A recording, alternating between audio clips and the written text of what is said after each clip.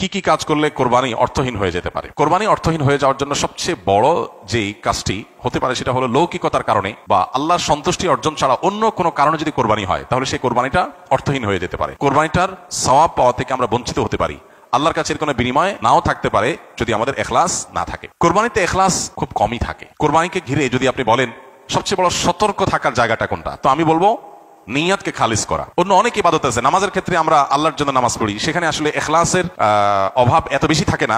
কোরবানির মধ্যে ইখলাসের অভাব যত বেশি। মূলত কোরবানি এমন একটা ইবাদত যেখানে আল্লাহর উদ্দেশ্যে আমি পশু জবাই করছি, আবার পশুর গোশতটা আমার ঘরে তুলছি, অর্থাৎ ফিডব্যাকটা আমি পাচ্ছি।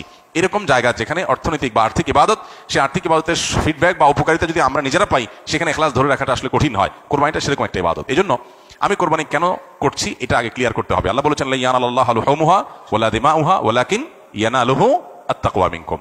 কোরবানির পশুর গোশত, রক্ত কিছুই আল্লাহর কাছে যায় না। যেই চেতনা থেকে, যেই তাকওয়ার সুপ্ত চেতনা থেকে আমরা কোরবানি করি, সেটা আল্লাহর কাছে ঠিকই যায়। সো ইখলাসটা এনশিওর করতে হবে, না হলে কোরবানি অর্থহীন হয়ে যেতে পারে। অনেকে আছেন প্রতি বছর কোরবানি করি, এবছর যদি না করি ছেলেমেয়েরা কার মুখের দিকে চেয়ে থাকবে। তাহলে এটা সামাজিক মর্যাদা রক্ষার কোরবানি হলো, আল্লাহর উদ্দেশ্যে না। অনেকে হয়তো মনে করেন যে আমরা প্রতি বছর গরু কোরবানি দেই, এবছর টাকা নাই, ধার করে হলো দিতে হবে। কেন? কারণ আমাদের মুখ থাকবে না, মান সম্মান থাকবে না যদি ছাগল দেই, মানুষ মনে করবে গরিব হয়ে গেছি। এই যে মানুষ কি মনে করবে সেই চিন্তা থেকে আমি গরু কোরবানি করলাম, অর্থহীন হয়ে যেতে পারে কোরবানি। ঠিক একইভাবে নতুন আত্মীয় হয়েছে, অন্যান্যবার কোরবানি করি বা না করি, এবার তো করতেই হবে, মেয়ে বিয়ে দিয়েছি, বিয়ের বাড়ির মেহমানরা আসবে, তারা জানবে, তো এবার কোরবানি না দিলে তো মুখ থাকে না। কোরবানি আমার উপরে আবশ্যক হয় না, তারপরে আমি কোরবানি করতেছি কেন? ব্যয়কে দেখানোর জন্য। ইখলাস নষ্ট হয়ে গেল। অনেকে আছেন যে কোরবানির মূল উদ্দেশ্য হয় হলো ফ্রেশ গোশত সংগ্রহ করা, এই সামাজিক মর্যাদা ইত্যাদি, এগুলোর কারণে কোরবানি সবচেয়ে বেশি অর্থহীন হয়ে যায়। এই জন্য কোরবানিকে সবচেয়ে বেশি আমাদের রিয়া বা লৌকিকতা থেকে মুক্ত রাখার চেষ্টা করতে হবে। আল্লাহ আমাদের তৌফিক দান করুন। দ্বিতীয়ত, হারাম অর্থ দিয়ে যদি কোরবানি করেন তাহলে সেটা অর্থহীন হয়ে যেতে পারে। আপনি দেখবেন কোরবানির ইবাদতটাতে এক অদ্ভুত দৃশ্য আমাদের দেশে দেখা যায়। যারা যত বেশি প্র্যাকটিসিং, তাদের কোরবানির পশুর সাইজ সাধারণত তত কম থাকে। আর যারা যত বেশি নামাজ কালাম কম পড়ে, ইসলাম থেকে যত দূরে, তাদের কোরবানির পশুর সাইজ তুলনামূলকভাবে তত বড় হয়। অদ্ভুত না ব্যাপারটা? আপনি ঢাকা শহরে ঘুরে ঘুরে দেখবেন যে গুলশান, ধানমন্ডি, বনানী, বড়লোকদের এরিয়াগুলোতে এক একজনের গ্যারেজের ভিতরে আপনার বিভিন্ন নামের গরু, কালাচান, সুলতান, ধলাচান, লালচান, এক একটা গরু 3 লাখ, 4 লাখ, 5 লাখ, 7 লাখ, 10 লাখ টাকা দামের 2-3টা গরু। হয়তো অনেক এলাকা আছে যে একটা পাড়া মহল্লাতেও এত টাকা খরচ করে সবাই কোরবানি করার সুযোগ হয় না। যাই দেখেন ওই বাড়িতে যারা থাকে তাদের নামাজ নাই, কালাম নাই, ইবাদত নাই, বন্দেগী নাই, কোরবানি বেলায় মাশাআল্লাহ 4টা-5টা আছে, কারণ এটাতে বেটাগিরি জাহির করা যায়। আর যদি নির্বাচন সামনে থাকে তাহলে তো কোনো কথাই নেই, তাহলে এবার 10টা গরু, 20টা গরু, 30টা গরু।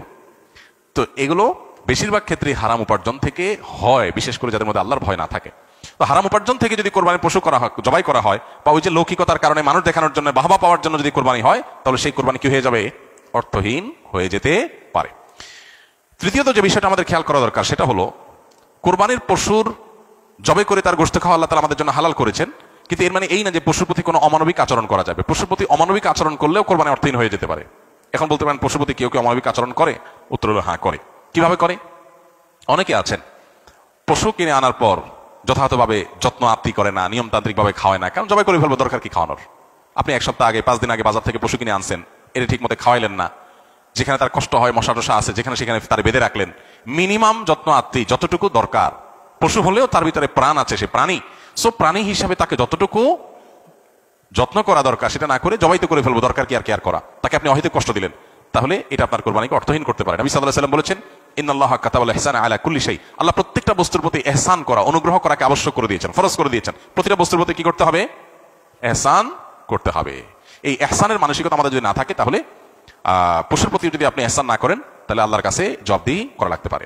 আমরা যারা পশু কিনে আনি, নিজেরা জবাই করি, জবাই করার সময় কিছু অমানবিক আচরণ হয়। যেমন দেখা যায় জবাই করার পর কসাইরা বিশেষ করে চাকু দিয়ে গলায় খোঁচায়।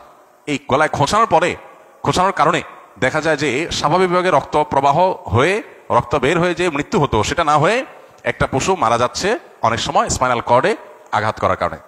তো এই যে খোঁচাখুচি করে পশু মারলেন, অনেক সময় পশু খাওয়াটা পর্যন্ত হারাম হয়ে যেতে পারে যদি এরকম খোঁচাখুচি হয়। জন্য জবাইয়ের পরে ছেড়ে দিতে হবে, তার প্রাণ বাইর হওয়ার জন্য স্বাভাবিকভাবে। খোঁচাখুচি করা যাবে না চাকু দিয়ে।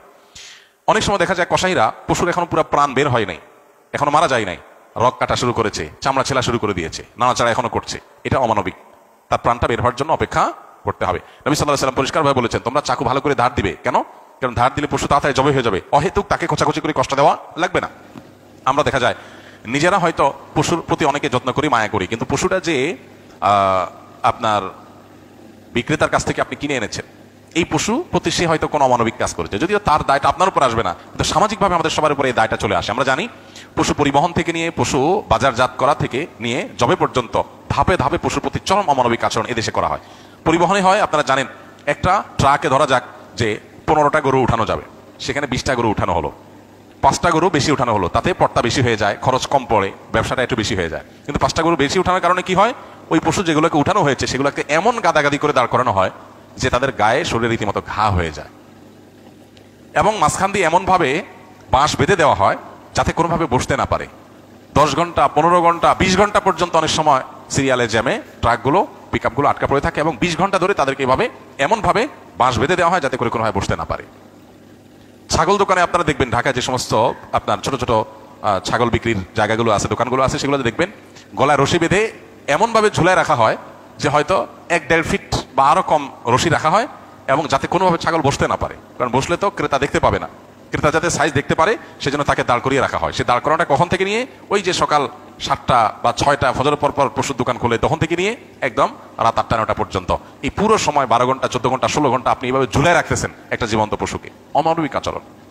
এরপরে বাজারজাতকরণের সময় আমরা জানি পেটের মধ্যে হাওয়া দিয়ে ফুলানো হয়, পানি অতিরিক্ত জোর করে জবরদস্তি পান করে তারপরে ফুলানো হয়, এগুলো সব অমানবিক আচরণ। এগুলো আমাদের কোরবানির যে আসল রূহ এবং প্রাণ সেটাকে নষ্ট করতে পারে। এগুলোর দায় অবশ্য কোরবানিকারীর উপর আসবে না, কিন্তু কোরবানিকারীর দায়িত্ব আছে এগুলোর ব্যাপারে সামাজিক সচেতনতায় সামিল হওয়া। সর্বশেষ যে পয়েন্টটা বলবো সেটা হলো, আমাদের কোরবানির পশুর যে বর্জ্য ময়লা আছে এগুলো যদি পরিষ্কার করার দায়িত্ব কোরবানি কারক হিসাবে আমরা নিজের কাঁধে না নেই, আমাদের কোরবানিটা অর্থহীন হয়ে যেতে পারে। আমি কোরবানি করছি সওয়াবের জন্য, কিন্তু আমার কোরবানির কারণে যদি মানুষের কষ্ট হয়, সমাজের মানুষ